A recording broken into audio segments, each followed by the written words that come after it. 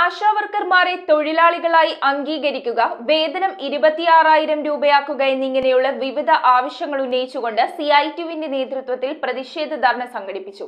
Vaikom BSNL ഓഫീസിന് മുൻപിൽ നടത്തിയ ധർണയുടെ ഉദ്ഘാടനം CPM സംസ്ഥാന കമ്മിറ്റി അംഗം KK ഗണേശൻ നിർവഹിച്ചു. ആശാവർക്കർമാരെ തൊഴിലാളികളായി അംഗീകരിക്കുക, അവരുടെ വേതനം 26,000 രൂപയാക്കുക, PF പെൻഷൻ, ഗ്രാറ്റുവിറ്റി തുടങ്ങിയവ നൽകുക എന്നിങ്ങനെയുള്ള വിവിധ ആവശ്യങ്ങൾ ഉന്നയിച്ചുകൊണ്ടാണ് CITUവിന്റെ നേതൃത്വത്തിൽ വൈക്കം BSNL ഓഫീസിന് മുന്നിൽ പ്രതിഷേധ ധർണ നടത്തിയത്. CPM സംസ്ഥാന കമ്മിറ്റി അംഗം KK ഗണേശൻ ധർണ സമരം ഉദ്ഘാടനം ചെയ്തു.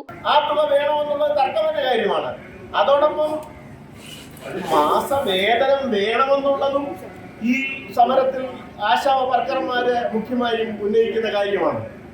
ഒരു വേതനമായിട്ട് കിട്ടണം. ഇപ്പൊ ഇവിടെ സംസാരിച്ചപ്പോൾ അവർ പറയുകയുണ്ടായി, പല വ്യവസ്ഥകൾ വെച്ചുകൊണ്ടാണ്, പല നിബന്ധനകൾ വെച്ചുകൊണ്ടാണ് അവർക്ക് അവരുടേതായ ഓണറേറിയം കിട്ടുന്നതിനും അതുപോലെ ഇൻസെന്റീവ് കിട്ടുന്ന രണ്ടൈറ്റത്തിലാണ് ആനുകൂല്യങ്ങൾ കൊടുക്കുന്നത്. ഓണറേറിയവും ഇൻസെന്റീവും വ്യവസ്ഥകൾക്കനുസരിച്ച് നൽകുന്നതിനു പുറമെ ആശാപ്രവർത്തകരെ തൊഴിലാളികളായി അംഗീകരിച്ച് അവർക്ക് മാസവേതനം നൽകണമെന്നും അദ്ദേഹം വ്യക്തമാക്കി.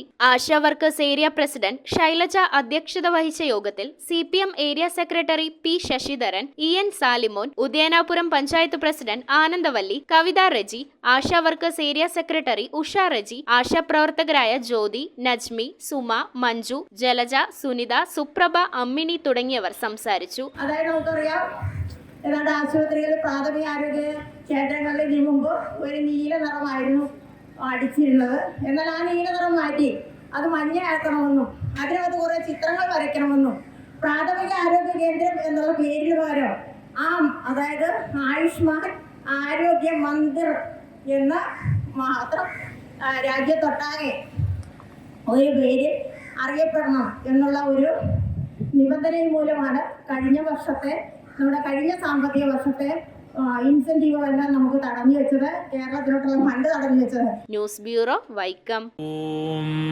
നമോ ഭഗവതേ വാസുദേവായ ധന്വന്തരയേ അമൃതകലശഹസ്തായ സർവാമയ വിനാശനായ ത്രൈലോക്യനാഥായ മഹാവിഷ്ണവേ നമഃ.